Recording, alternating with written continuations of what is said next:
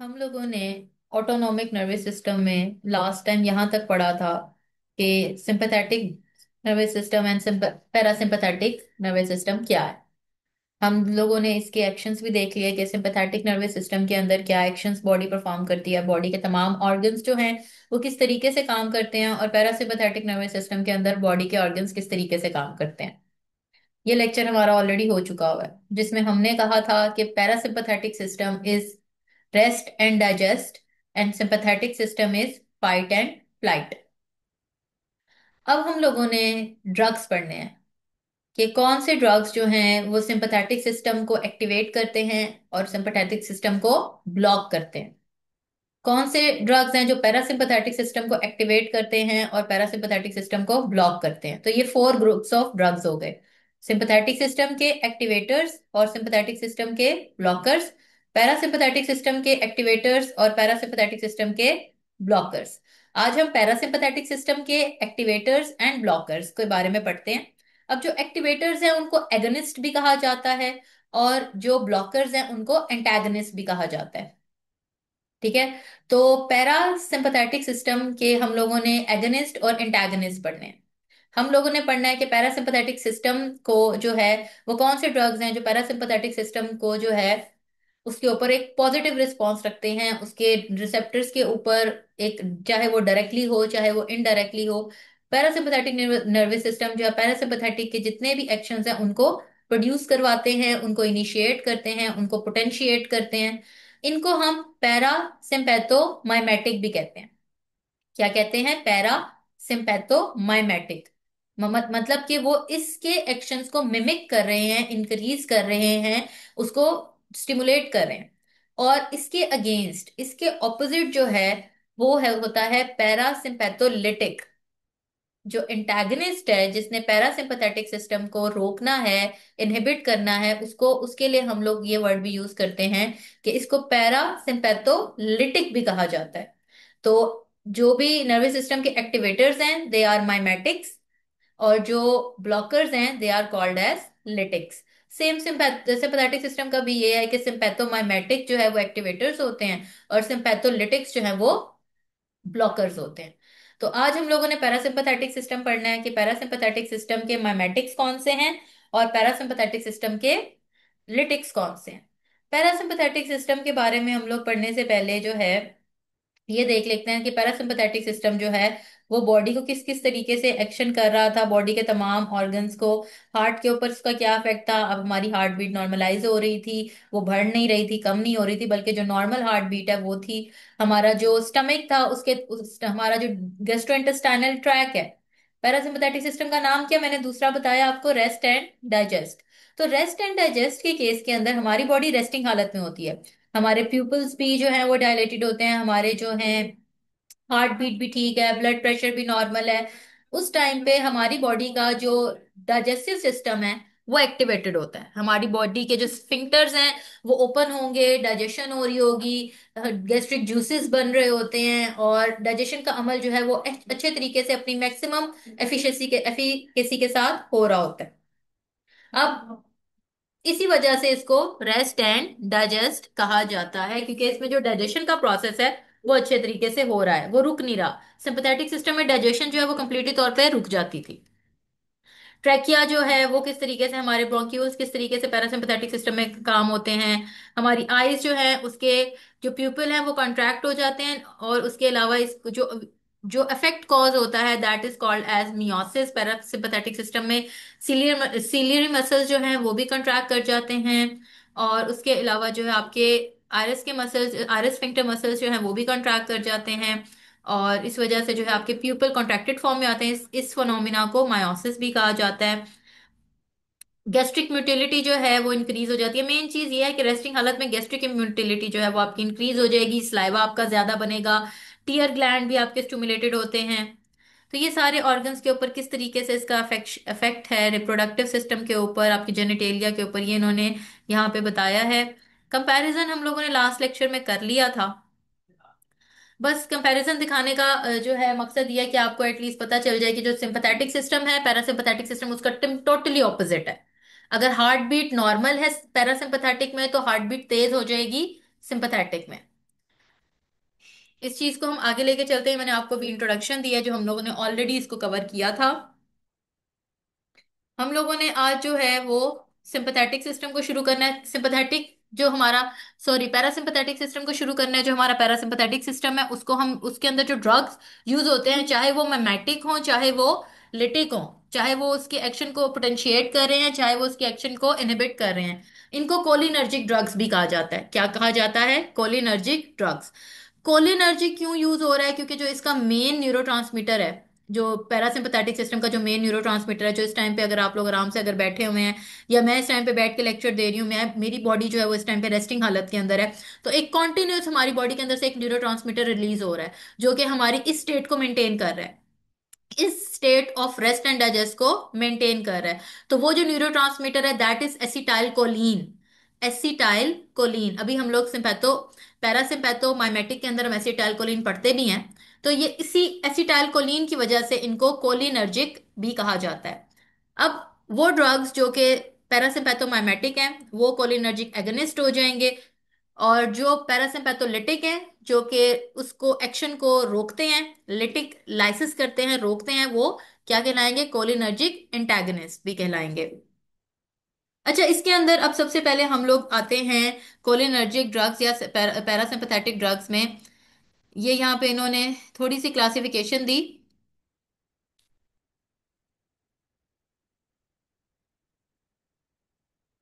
ये cholinergic agonist हो गए पैरासिम्पैथोमाइमेटिक, और कोलिनर्जिक एंटागनिस्ट हो गए पैरासिम्पैथोलिटिक्स।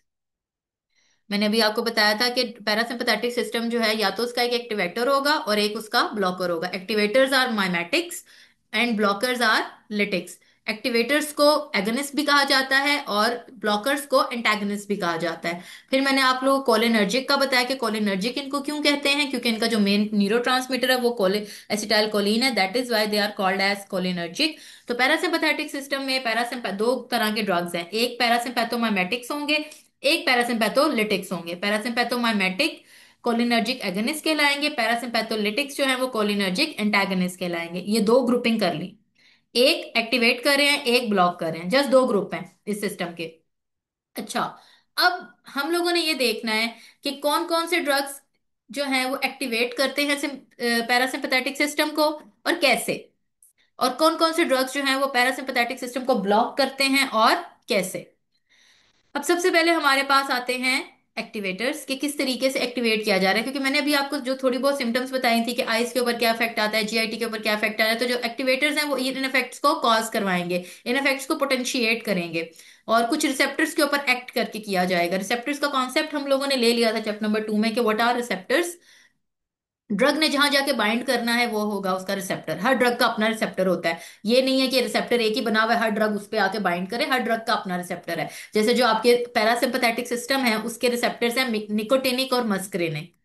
Muscarinic receptors and nicotinic receptors are parasympathetic system receptors. जो इन रिसेप्टर्स को एक्टिवेट करेगा वो पैरासिम्पथेटिक सिस्टम का एक्टिवेटर होगा, जो इन रिसेप्टर्स को ब्लॉक करेगा वो पैरासिम्पथेटिक सिस्टम का ब्लॉकर होगा। ये चीज हो गई कि ड्रग ने जाके एक्ट कैसे करना है। सबसे पहले हम लोग पढ़ने लगे हैं पैरासिम्पथेटिक सिस्टम के माइमेटिक्स। ये पैरासिम्पथेटिक सिस्टम के ड्रग्स को या एक्शंस को एनहांस कर रहा है, या उनको कॉज करवा रहा है, या उनको इनिशिएट करवा रहा है, स्टिमुलेट करवा रहा है, एज अ एगनिस्ट इसका काम है। अब ड्रग देखिए, एक डायरेक्टली एक्टिंग है, ये जाके डायरेक्ट रिसेप्टर के साथ बाइंड करेंगे। ये इनडायरेक्ट एक्टिंग है, ये जाके डायरेक्ट जो है वो रिसेप्टर के साथ बाइंड नहीं करेंगे बल्कि उसके एक्शन को जरूर करवाएंगे। इनडायरेक्ट एक्टिंग के अंदर एक रिवर्सिबल आ रहा है एक इरिवर्सिबल आ रहा है। मतलब ये जो है उस रिसेप्टर को ब्लॉक नहीं करेगा बल्कि थोड़ी देर के लिए उस पर इफेक्ट करेगा। ये जो है ये उस रिसेप्टर को ब्लॉक कर देगा, या वो उस काम को ही ब्लॉक कर देगा जिसके थ्रू ये काम कर रहा है। और रीएक्टिवेशन भी होती है उस एंजाइम की जो कि उस न्यूरोट्रांसमीटर को ब्लॉक कर रहा है उसकी। अब हम ये पढ़ते हैं, ये बोला क्या हुआ इन्होंने। डायरेक्ट एक्टिंग में हम लोगों ने ड्रग का नाम पढ़ा एसिटाइलकोलिन। थोड़ी थोड़ी शुरू में उसका थोड़ा सा इंट्रोडक्शन है कि ये ड्रग क्या है। एसिटाइलकोलिन जो है ये क्वाटर्नरी अमोनियम कंपाउंड है।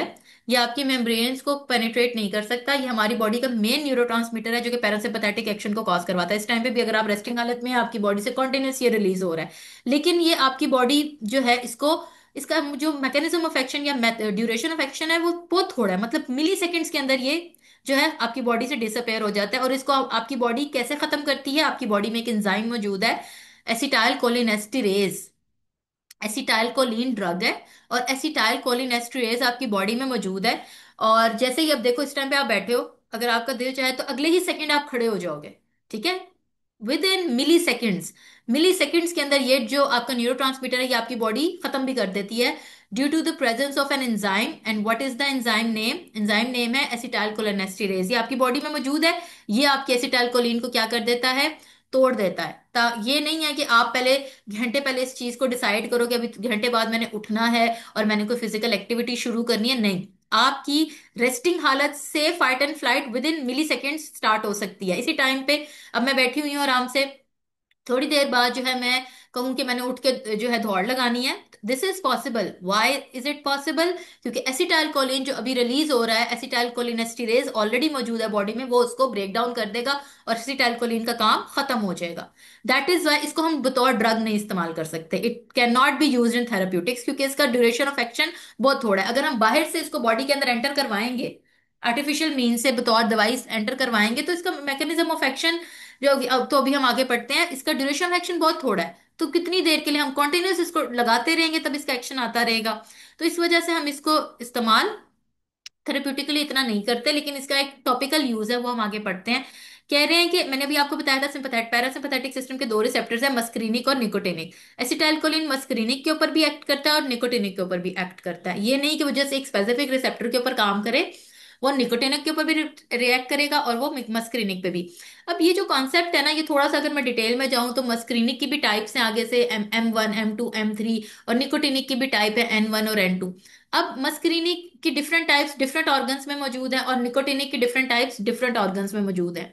तो ये ड्रग जो है ये तमाम ऑर्गन्स में मौजूद तमाम टाइप्स को जाके बाइंड करेगा, और हर तरह का जो एक्शन, जो एक क्लासिक पैरासिम्पथेटिक ड्रग का एक्शन होता है ना, कि हर एक्शन हर ऑर्गन पे एक्शन आएगा इसका। ऐसा नहीं है कि जस्ट हार्ट के ऊपर आ रहा है, इंटेस्टाइन्स पे नहीं आ रहा, मतलब किसी एक स्पेसिफिक ऑर्गन पे आ रहा है और एक स्पेसिफिक ऑर्गन पे नहीं आ रहा, ऐसा नहीं है। इसका ड्रग, इसका एक्शन जो होता है वो तमाम ऑर्गन्स के ऊपर होता है। एक्शंस की बात करें तो सेम वही जो हम लोगों ने अभी जो है ऊपर देखे थे, कि हार्ट रेट को नॉर्मलाइज करेगा, ब्लड प्रेशर को जो है डिक्रीज करेगा, और उसके अलावा अगर वो हार्ट रेट को नॉर्मल कर रहा है और ब्लड प्रेशर को नॉर्मल कर रहा है, तो अल्टीमेटली ये आपकी कार्डिक आउटपुट के ऊपर इफेक्ट आता है, और आपकी कार्डिक आउटपुट ठीक होती है और हार्ट के ऊपर लोड कम होता है, ठीक है? दूसरे एक्शंस के अंदर स्लाइवा को ज्यादा कर देगा, जीआईटी की मोटिलिटी ज्यादा कर देगा, डाइजेशन जो है उसको पॉसिबल बनाएगा, और रिप्रोडक्टिव सिस्टम के ऊपर ये है कि ये जो है इरेक्शन कॉज करता है इन मेल जिनिटेलिया, और सिक्रीशंस जो है वो आपकी ब्रोंक्यूल्स की भी सिक्रीशंस को इनहेंस कर देता है। और दूसरी चीज जो मैंने आपको बताया था कि आईज की प्यूपिल की कंट्रैक्शन हो जाएगी और आयरस के स्फिंक्टर की कंट्रैक्शन होगी, और ये मियोसिस कॉज करेगा। क्या कॉज करेगा? मियोसिस। ये एक जो है ना मियोसिस का वर्ड, ये आपके एमसीक्यूज में भी आता है, कि ये जो फिनोमेना है जिससे ये आयरस की भी कंट्रैक्शन हो रही है और प्यूपिल की भी कंट्रैक्शन हो रही है, तो ये इस फिनोमिना को एक स्पेसिफिक नाम के साथ डिस्क्राइब करें, that is meiosis, MIOSIS। Therapeutically हम इसको ना आई एग्जामिनेशन या ऑप्थॉल्मिक सर्जरी में ना टॉपिकली 1% इसका यूज करते हैं। तो ये आपके जो है प्यूपिल को कॉन्ट्रैक्ट कर देता है और आयरस मसल स्फिंक्टर मसल्स को कॉन्ट्रैक्ट कर देता है, जिसकी वजह से जो है आपकी आईज ड्यूरिंग ऑप्थॉल्मिक सर्जरी इसको हम यूज करते हैं टॉपिकली। एडवर्स इफेक्ट्स की बात करें तो एडवर्स इफेक्ट्स देखें, नोजिया, वॉमिटिंग, और ये जो जीआईटी के मसले हैं ये तो हर किसी में आते हैं। इतना ज्यादा ब्लड प्रेशर लो हो जाता है और कार्डिक हार्ट के ऊपर से इतना लोड कम हो जाता है कि एट्रियोवेंट्रिकुलर ब्लॉक भी हो सकता है। ये कुछ ऐसे साइड इफेक्ट्स हैं जो स्पेसिफिक टू ड्रग होते हैं।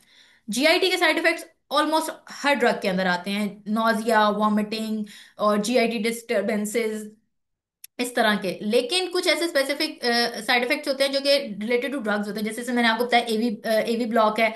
इसके अलावा इसमें फ्लशिंग जो है, आपके फेस जो है वो बहुत ज्यादा रेड हो जाना, ये भी स्पेसिफिक इसका है। और इसके अलावा ये हार्ट बीट बहुत ज्यादा कम कर देगा, तो ब्रेडिकार्डिया भी हो सकता है।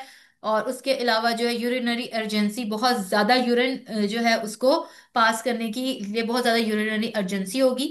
अब इसके अंदर देखिए, उन्होंने शुरू में इंट्रोडक्शन दिया, फिर उसके एक्शंस बताए, देन उन्होंने थेरेप्यूटिक इफेक्ट के उन एक्शंस को हम लोग क्या दवाइयों में इस्तेमाल कर सकते हैं, फिर मैंने आपको बताया नहीं कर सकते क्योंकि उसका जो ड्यूरेशन ऑफ एक्शन है वो कम है, इस वजह से हम उसको बता और दवाई इस्तेमाल नहीं कर सकते। हाँ, एक इसका इफेक्ट है आइस के ऊपर, इसका इफेक्ट आ जाए वो अच्छा है।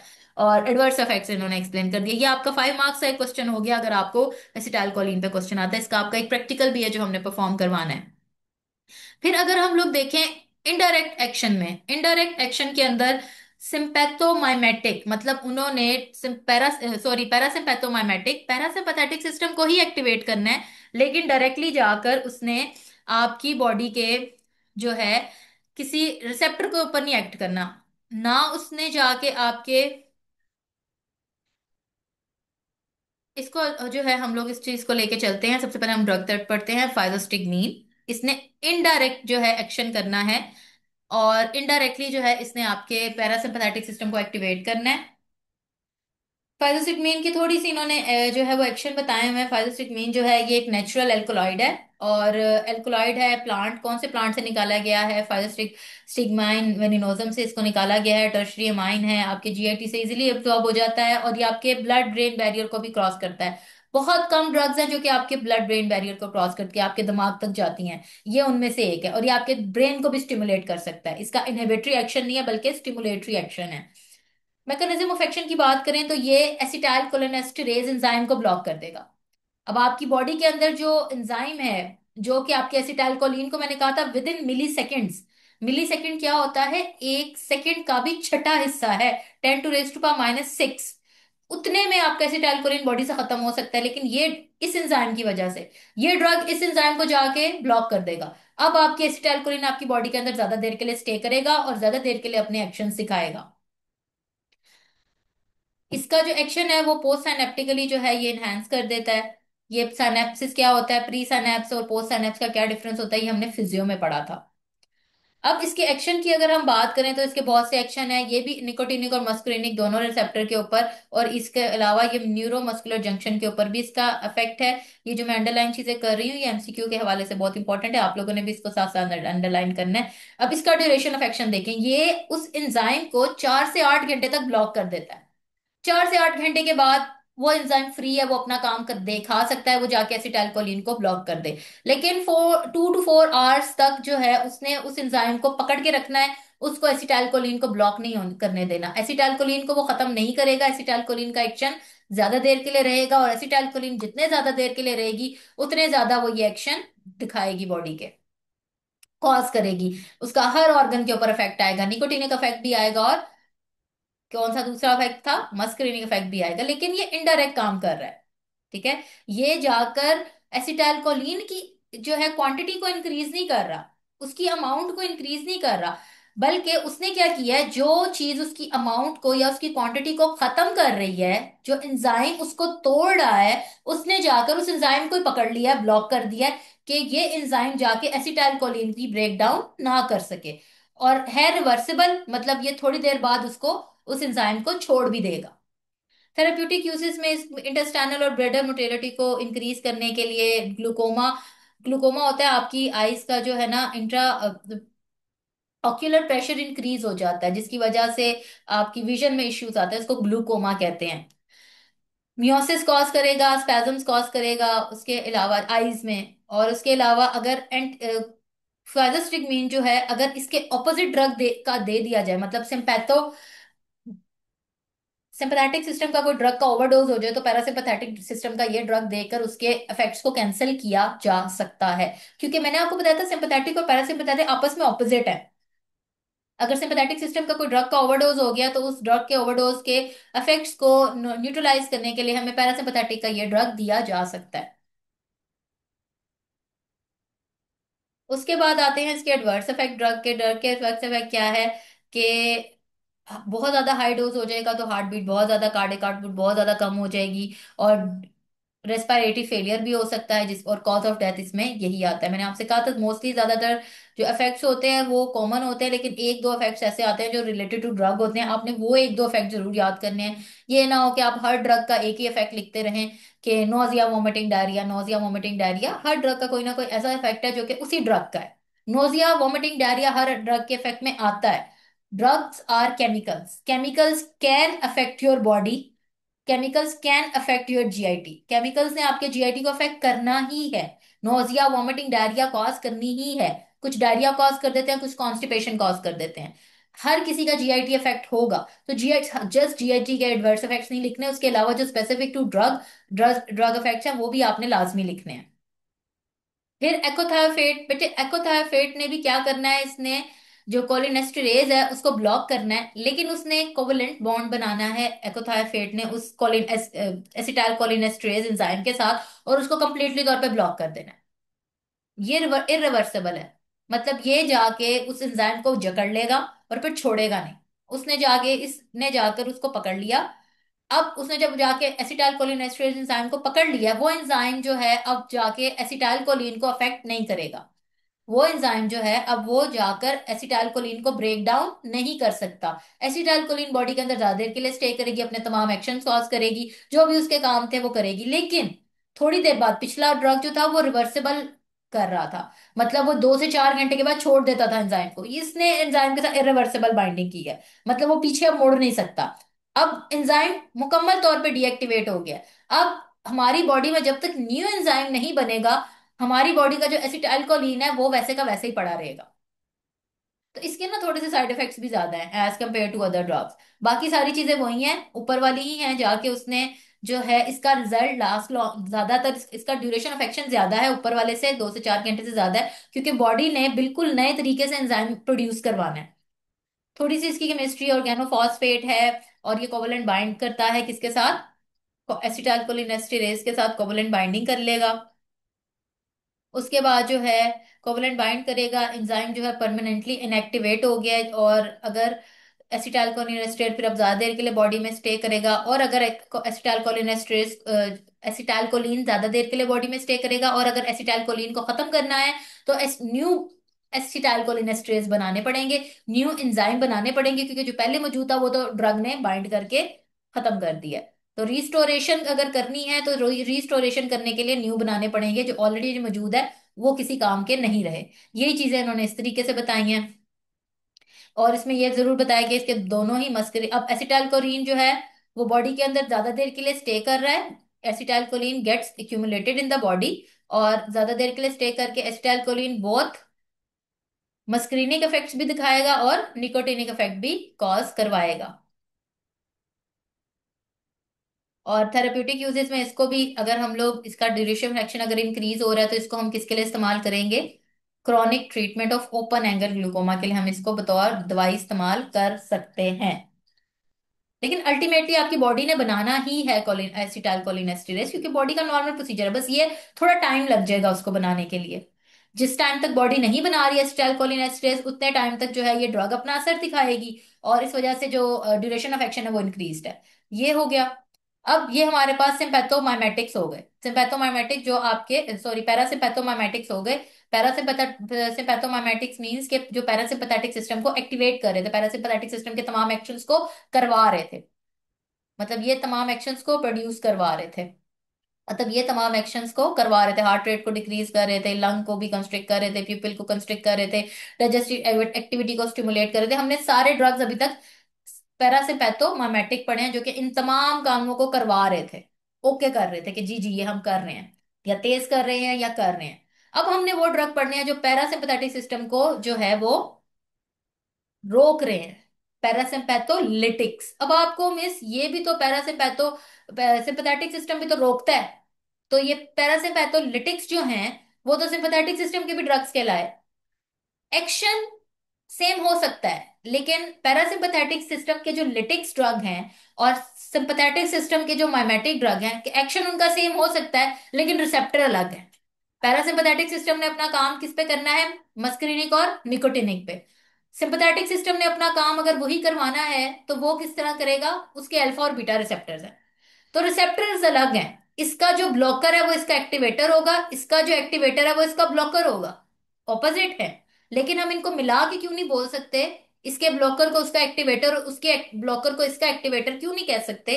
क्यों, क्योंकि इन दोनों के रिसेप्टर्स अलग हैं। ये अगर हार्ट बीट को तेज कर रहा है तो ये मस्कुलिनिक और निकोटिनिक रिसेप्टर की बेस पे कर रहा है, और अगर ये हार्ट बीट को तेज कर रहा है तो ये अल्फा और बीटा रिसेप्टर की बेस पे कर रहा है। इस वजह से इसका ब्लॉकर इसका जो है वो एगनिस्ट हो सकता है और इसका एंटागनिस्ट इसका हो सकता है। काम सेम है लेकिन रिसेप्टर्स अलग है, काम करने का तरीका अलग है। काम वो सेम कर रहे होंगे, हार्ट बीट दोनों स्लो कर रहे होंगे, लेकिन काम करने के लिए जो वो तरीका यूज कर रहे हैं, जो मैकेनिज्म यूज कर रहे हैं, जो रिसेप्टर यूज कर रहे हैं, वो डिफरेंट है।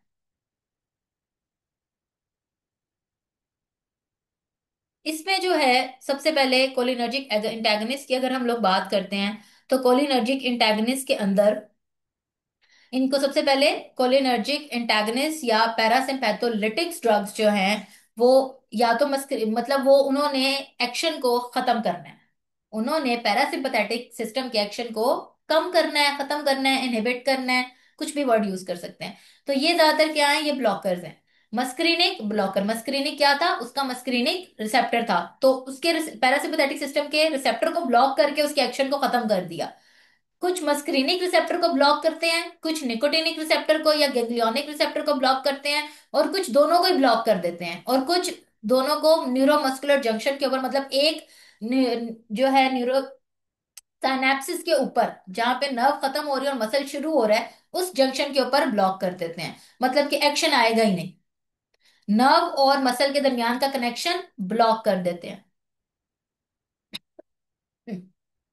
अब सबसे पहले हम लोग इसमें एंटी मस्करीनिक पढ़ते हैं कि वो कौन सा ड्रग है जो कि मस्करीनिक को ब्लॉक करके पैरासिम्पैथोलिटिक एक्शन कर रहा है। बड़ा इंपॉर्टेंट ड्रग है, जैसे एसिटाइलकोलिन बड़ा इंपॉर्टेंट था, ये भी बड़ा इंपॉर्टेंट ड्रग है, दैट इज एट्रोपिन। एट्रोपिन जो है ये क्या करेगा, ये एट्रोपा बेलाडोना जो है ड्रग, वो है प्लांट है, उससे निकला है एट्रोपा बेलाडोना। ये अमाइन बेलाडोना टर्शरी अमाइन है। इसकी क्लासिफिकेशन की अगर केमिस्ट्री की बात करें तो, और इसकी एफिनिटी जो है वो मस्करीनिक रिसेप्टर पे है, मतलब ये मस्करीनिक रिसेप्टर की तरफ अट्रैक्टेड है। तो ये चला जाएगा मस्करीनिक रिसेप्टर पे और खुद जाके बाइंड कर जाएगा और एसिटाइलकोलिन को बाइंड ही नहीं करने देगा। अगर उस रिसेप्टर के ऊपर जाके एसिटाइलकोलिन बाइंड नहीं कर रही, तो ड्रग जो है वो अपना एक्शन नहीं दिखा सकेगी। खुद जाके बाइंड हो गया है, एसिटाइलकोलिन को बाइंड नहीं करने दे रहा, तो फिर क्या होगा, एसिटाइलकोलिन तो अपना काम ही नहीं कर सकेगी। तो ये एसिटाइलकोलिन के काम को रोक रहा है, इनहिबिट कर रहा है, that is why it is called as parasympatholytic drug, क्योंकि इसने जाके उसी के रिसेप्टर को ब्लॉक कर दिया। जहां पे जाके एसिटाइलकोलिन ने बाइंड करना था, वहां पे जाके खुद बाइंड हो गया। मस्करीनिक रिसेप्टर के ऊपर इसकी एफिनिटी ज्यादा है, रिसेप्टर के पास अगर एसिटाइलकोलिन भी सामने होगी और ये एट्रोपिन भी सामने होगी, तो रिसेप्टर एसिटाइलकोलिन का है लेकिन वो इसको नहीं रिसीव करेगा, वो किसको रिसीव कर लेगा, एट्रोपिन को। क्यों, क्योंकि उसकी एफिनिटी जो है वो एट्रोपिन की तरफ ज्यादा है, और वो खुद ब्लॉक होकर बैठ जाएगा। अब एट्रोपिन तो नहीं ना उसको वो काम करवाएगी जो एसिटाइलकोलिन करा सकती है, तो वो उसके साथ बाइंड करके ब्लॉक होके बैठ जाएगा।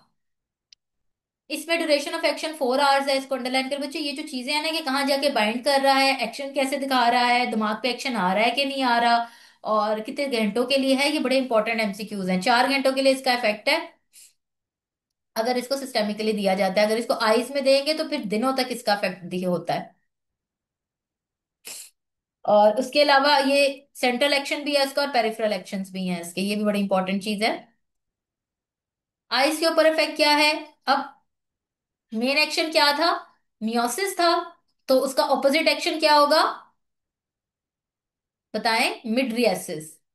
ऑपोजिट एक्शन, पहले क्या कर रहा था वो सिंपैथोमाइमेटिक, क्या पैरासिम्पैथोमाइमेटिक में क्या हो रहा था, meiosis, contraction of प्यूपिल, contraction of muscle. इसमें डायलेशन ऑफ प्यूपिल होगा। ऑपोजिट एक्शन है, ये लिटिक ड्रग है, इसने सारे काम ऑपोजिट करने हैं। जीआईटी को कम करेगा, इफेक्ट को कम करेगा, स्पेरिस्टालसिस कम कर देगा, एक्टिविटी जीआईटी की कम कर देगा, मोटिलिटी कम कर देगा, ग्लैंड स्लाइवा कम बनाएगा, माउथ ड्राई करेगा, रिस्पायरेटरी ट्रैक की भी जो है सिक्रीशंस को रिड्यूस कर देगा, और कार्डियोवास्कुलर सिस्टम जो है उसको भी क्या करेगा, लो डोजेस के ऊपर तो ये हार्ट रेट कम करता है, लेकिन हाई डोजेस के ऊपर हार्ट रेट को इंक्रीज कर देगा। मेन हाई डोजेस के ऊपर इंक्रीज कर रहा है, इसकी जो सिंपैथो पैरासिम्पैथोलिटिक एक्टिविटी है वो हाई डोज पे आ रही है। और स्वेट ग्लैंड्स को भी कहेगा कि काम नहीं करना, उनको भी इनहिबिट कर देगा और ड्राइनेस कॉज करेगा। मतलब वो सारे काम जो कि पैरासिम्पैथोमाइमेटिक कर रहे थे, पैरासिम्पैथोलिटिक उसको ऑपोजिट करेंगे।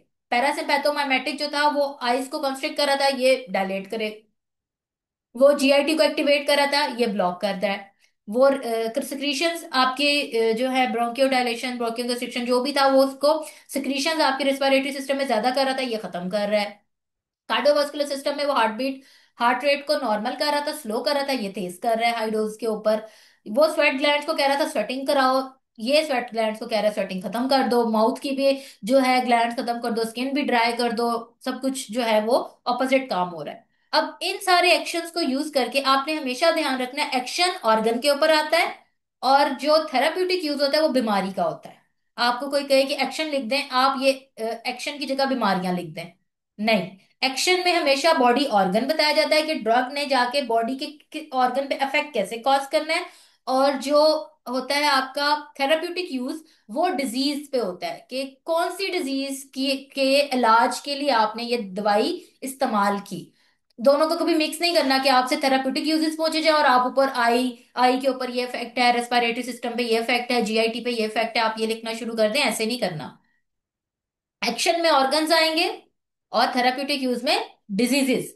अब कह रहे हैं आई था तो ऑप्थाल्मिक जो है वो ऑप्थाल्मिक एग्जामिनेशन में, आई स्किन एग्जामिनेशन में इसको इस्तेमाल करते हैं ताकि मिड्रियासिस कॉज हो, डायलेशन कॉज हो और आई एग्जामिनेशन अच्छे तरीके से हो जाए। उसके अलावा एंटी सिक्रीटरी तौर पे यूज करते हैं ताकि आपकी बॉडी की सिक्रीशंस कम हो जाएं।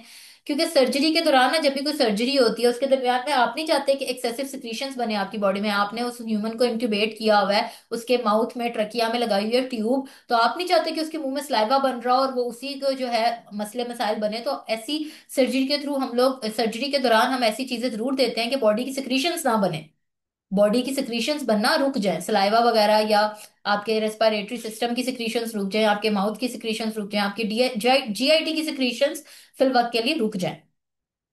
एंटीस्पाज्मोडिक देते हैं कि आपकी बॉडी, अगर आपकी बॉडी जरूरत से ज्यादा आपका जीआईटी स्पैस्म्स कॉज कर रहा है, आपकी जरूरत से ज्यादा पेरिस्टालसिस हो रही है, तो वो इस केस में डायरिया हो सकता है, तो उसको कंट्रोल करने के लिए आप एंटीस्पाज्मोडिक देते हो जो उन स्पैस्म्स को, उस पेरिस्टालसिस को कम करता है। तो ये एज अ एंटीस्पाज्मोडिक भी यूज हो सकता है। मोशन सिकनेस के लिए भी यूज हो सकता है। मोशन सिकनेस क्या होती है, समटाइम्स जो है ना, लोग कहते हैं कि सफर कर किया और वॉमिटिंग शुरू हो गई दौरान सफर, या इसको कहते हैं मोशन सिकनेस। अब उल्टियां शुरू हो गई उसके बाद दवाई लोगे तो उसका असर नहीं होता।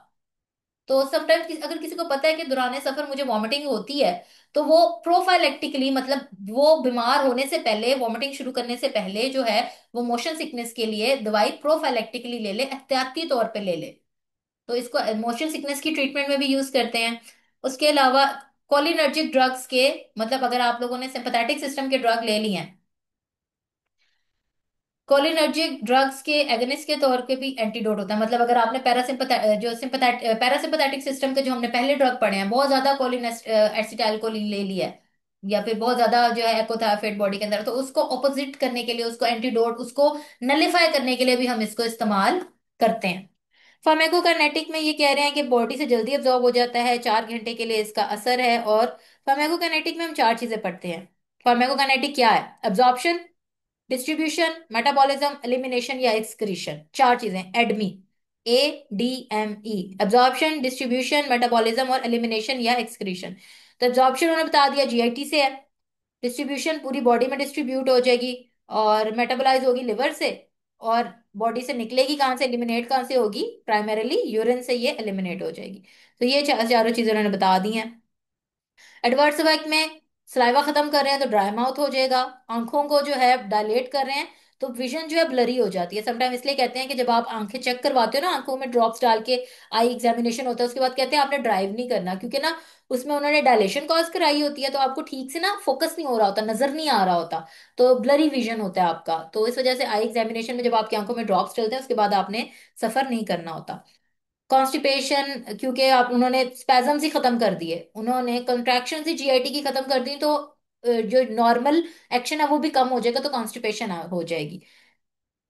और इसके हम लोगों ने पढ़ा था सेंट्रल एक्शंस हैं, मतलब ये दिमाग में भी जा रहा था। तो सेंट्रल एक्शंस इसके क्या आते हैं कि ये रेस्टलेसनेस एंड कंफ्यूजन भी कॉज करता है। बॉडी के जो ब्रेन वाइज जो एक्शन था वो क्या है, रेस्टलेसनेस एंड कंफ्यूजन। मेकामाइलमाइड में गैंग्लियोनिक ब्लॉकर है, ठीक है, गैंग्लियोनिक ब्लॉकर में जो है निकोटिनिक रिसेप्टर के ऊपर आएगा और parasympathetic system nicotinic nicotinic receptor पे ब्लॉक हो जाएगा। कंप्लीट गैंग्लियोनिक ब्लॉक हो जाएगा। इसको भी हम थेराप्यूटिक यूज नहीं करते। Nicotinic ganglionic means nicotinic receptor पे इसने ब्लॉक करना है और कंप्लीटली तौर पे ब्लॉक होगा निकोटिनिक, इसको हम थेराप्यूटिकली यूज नहीं कर सकते हैं। ठीक है, क्योंकि अगर हम कोई एक्शन कॉज करवा रहे हैं तो उसका जो साइड एक्शन है ना वो ज्यादा नुकसानदेह है। लेकिन हम लोगों ने इसको एक्सपेरिमेंटल तौर पे हम इसको जरूर यूज करते हैं, इसके ऊपर एक्सपेरिमेंटेशन हम जरूर कर रहे हैं। जो है निकोटिनिक मैकेनिज्म ऑफ एक्शन क्या है, निकोटिनिक ब्लॉकेट कॉज करेगा कंप्लीट निकोटिनिक ब्लॉकेज, जहां जहां पे आपकी बॉडी में निकोटिनिक रिसेप्टर है कंप्लीटली तौर पे ब्लॉक हो जाएंगे। 10 घंटे तक इसका असर रहता है सिंगल एडमिनिस्ट्रेशन के बाद, और इसकी ऑरल अब्जॉर्प्शन है। और इसको हम लोग ना वैसे तो यूज नहीं करते, लेकिन इमरजेंसी सिचुएशन में ब्लड प्रेशर को कम करने के लिए हम इसको यूज कर सकते हैं। इमरजेंसी सिचुएशन में हम इसको ब्लड प्रेशर को यूज करने के लिए कर सकते हैं। अब न्यूरोमस्कुलर ब्लॉकर, मैंने कहा था न्यूरोमस्कुलर ब्लॉकर क्या होता है, आपके जो है न्यूरॉन टू न्यूरॉन एक्शन के बाद लास्ट में जाके न्यूरॉन टू मसल जंक्शन आता है, जहां से आपका जो है न्यूरॉन से न्यूरो ट्रांसमीटर निकल के जो है वो आपके मसल को एंटर करके कोई ना कोई आउटपुट क्रिएट करवाता है, कोई ना कोई मोटर एक्शन क्रिएट करवाता है, कोई मोटर एक्शन लेके आता है। तो न्यूरो मस्कुलर ब्लॉकर्स वो हैं, वो ड्रग्स जो कि एसिटाइल कोलिन को न्यूरॉन टू मसल जंक्शन के ऊपर ब्लॉक कर देते हैं। न्यूरॉन टू मसल जंक्शन के ऊपर ब्लॉक करना जो है, कंप्लीट ब्लॉकेज से क्या होगा, These drugs are clinically useful during surgery for producing complete muscle relaxation। आपके न्यूरॉन से मसल को कनेक्शन ही नहीं जा रहा, न्यूरॉन टू मसल जो है वो आपका सिग्नल ब्लॉक हो गया है। तो आपका मसल जो है उसको कुछ मिल ही नहीं रहा कमांड कि मैंने करना क्या है, तो आपका मसल रिलैक्स हालत में ही पड़ा रहेगा, ना वो कंट्रैक्शन शो करेगा ना वो रिलैक्सेशन शो करेगा, वो जैसा है वैसा ही रहेगा। तो ड्यूरिंग सर्जरी हम इसको यूटिलाइज जरूर कर लेते हैं, ताकि हम नहीं चाहते कि हमारी बॉडी जो है during surgery unwanted involuntary movement कोई शुरू शो करे। समटाइम हम लोग बैठे होते हैं या लेटे होते हैं तो एकदम से कोई ट्विचिंग ऑफ मसल होता है, वो इनवॉलेंट्री होता है। ठीक है, तो हम नहीं चाहते कि इस तरह के कोई इनवॉलेंट्री मसल्स के ऊपर से वो भी किसी भी इलेक्ट्रोलाइट की वजह से हो सकता है, वो आपका इन्वॉलेंट आप खुद नहीं कर रहे होते, वो ट्विचिंग वो आपकी बॉडी खुद करती है, आपका मसल खुद करता है। तो हम नहीं चाहते कि ड्यूरिंग सर्जरी इतने क्रूशियल टाइम पे कोई ऐसे, जैसे ओपन हार्ट सर्जरी है, बॉडी ओपन है और इस तरह से बॉडी कोई इस तरह से कंट्रैक्शन शो करे, तो हम आपके मसल्स को रिलैक्स कर देते हैं। तो ये ड्रग तब यूज किया जा सकता है मसल्स को रिलैक्स करने के लिए ड्यूरिंग द सर्जरी। अब इसके अंदर जो है एक ड्रग है कंपेटिटिव ब्लॉकर में नॉन डीपोलराइजिंग एजेंट, एक है डीपोलराइजिंग एजेंट। एक ने मसल को डीपोलराइज होकर रिपोलराइज नहीं होने देना, और एक ने अगर मसल ऑलरेडी रिपोलराइज है तो उसे डीपोलराइज नहीं होने देना। मतलब दोनों के केसेस के अंदर जो है इन्होंने ड्रग्स को अफेक्ट करना है। अब सबसे पहले जो ट्यूबरक्यूरारेन है, ये जो है ये नॉन डीपोलराइजिंग न्यूरोमस्कुलर ब्लॉकर है। ठीक है, इसने क्या करना है, इसने निकोटिनिक रिसेप्टर के साथ बाइंड कर देना है ताकि एसिटाइलकोलिन उसके साथ बाइंड ना कर सके, और इसकी वजह से उसने मसल्स की डीपोलराइजेशन को या मसल्स की कंट्रैक्शन को इनहिबिट कर देना है। मसल की कंट्रैक्शन को जब ये इनहिबिट कर देगा तो एक दफा कंट्रैक्ट मसल जो है कंट्रैक्ट नहीं हो सकेगा और रिलैक्स फॉर्म में रहेगा, और वो रिलैक्स ही रहेगा, तो मसल ट्विचिंग होनी नहीं, मसल स्पैजम्स आने नहीं। थेरेप्यूटिकली जो है इसको दूसरे एनेस्थीसिया के साथ हम देते हैं ताकि आपके स्केलेटल मसल्स रिलैक्स रहें। इसको आप अंडरलाइन कर लें, ये बड़ी इंपॉर्टेंट चीज है।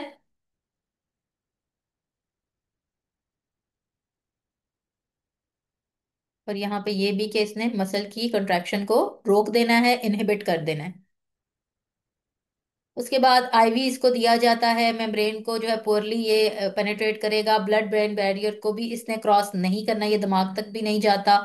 उसके अलावा जो है इजीली जो है ये मेटाबोलाइज भी हो जाता है बॉडी में। और उसके अलावा लास्ट में यूरिन से ये अनचेंज जिस फॉर्म में आपकी बॉडी के अंदर एंटर होता है, मेटाबोलाइज होकर टूट के इसके मेटाबोलाइट्स नहीं बनते, बल्कि उसी हालत में जिस कंप्लीट स्ट्रक्चर के साथ बॉडी के अंदर एंटर होता है वैसे ही बॉडी इसको यूरिन फॉर्म में बाहर निकाल देती है। डीपोलराइजिंग एजेंट जो है इसमें सक्सिनाइल कोलीन आता है, ये भी न्यूरो ट्रांसमीटर के ऊपर जो है ये सॉरी निकोटिनिक रिसेप्टर के ऊपर जाके बाइंड करेगा, और ये ज्यादा देर तक बाइंडेड रहता है। और ये जो है कॉन्स्टेंटली मसल को कॉन्ट्रैक्ट करता रहता है, पिछला क्या कर रहा था, मसल को कॉन्ट्रैक्ट नहीं होने देता, ये जो है इसने कॉन्स्टेंटली सक्सिनाइल कोलीन ने मसल को कॉन्ट्रैक्टेड रखना है। कॉन्टिन्यूस जब मसल कॉन्ट्रैक्ट करता रहेगा तो शुरू शुरू में तो मसल के अंदर ट्विचिंग आएगी। ठीक है, मसल के अंदर ट्विचिंग होती रहेगी, लेकिन कांस्टेंट मसल ट्विच कर करके मसल पैरालिसिस हो जाता है और मसल सुन्न हो जाता है, मसल इनफेक्टिव हो जाता है। थोड़ी कंट्रैक्शन हुई, कॉन्टिन्यूस कंट्रैक्शन, कॉन्टिन्यूस कंट्रैक्शन। अब एक दफा कंट्रैक्ट हुआ वो मसल जब तक रिलैक्स नहीं होगा, वो अपनी ठीक फिजिकल एक्शंस नहीं परफॉर्म कर सकता। तो कांस्टेंट कंट्रैक्शंस के साथ मसल स्पैजम्स आना शुरू होते हैं, मसल ट्विचिंग आना शुरू हो जाती है। फेसिकुलेशन कह रहे हैं, muscle twitching, constant muscle twitching. ठीक है, इससे मसल लास्ट में मसल क्या होता है, मसल पैरालिसिस हो जाता है। लेकिन हाई डोजेस के ऊपर ये गैंग्लियोनिक ब्लॉक करते हैं, ये निकोटिनिक ब्लॉक करते हैं, स्मॉल डोजेस के ऊपर नहीं करते। ये भी जो है इंट्यूबेशन के थ्रू एनेस्थीसिया के टाइम पे दिया जाता है, डिफरेंट केसेस के अंदर दे सकते हैं। आईवी इंजेक्शन के थ्रू दिया जाता है, और इसकी कॉन्टिन्यूस इन्फ्यूजन होती है, कॉन्टिन्यूसली दिया जाता है इसको कॉन्टिन्यूस इन्फ्यूजन के तौर पे। मतलब जहां रोकेंगे थोड़ी देर बाद इसका एक्शन खत्म हो जाएगा। अच्छा, इसके दो ये मसले हैं कि ये आपकी बॉडी के अंदर से तमाम पोटासियम को बाहर निकाल के फेंकेगा, और दूसरा जो मेन मसला है वो ये है हाइपरथर्मिया, आपकी बॉडी के टेम्परेचर को ये इंक्रीज भी कर सकता है। ये थे हमारे दो ग्रुप्स ऑफ ड्रग्स पढ़े हैं हमने। एक कौन सा पढ़ा है, जो कि पैरासिम्पथेटिक सिस्टम को एक्टिवेट करते हैं, पैरासिम्पैथोमाइमेटिक, ये जिनको कोलिनर्जिक एगोनिस्ट भी कहा जाता है, ये हमने पढ़ लिए। दूसरे हमने पढ़े हैं पैरासिम्पैथोलिटिक, या जिनको कोलिनर्जिक एंटागोनिस्ट भी कहा जाता है। ये आपके पैरासिम्पथेटिक सिस्टम को क्या करते हैं, डीएक्टिवेट करते हैं। ये हम लोगों ने ये भी कर लिए। आज हम लोगों ने पैरासिम्पथेटिक सिस्टम किया है, कल हम लोग सिंपथेटिक सिस्टम कर लेंगे।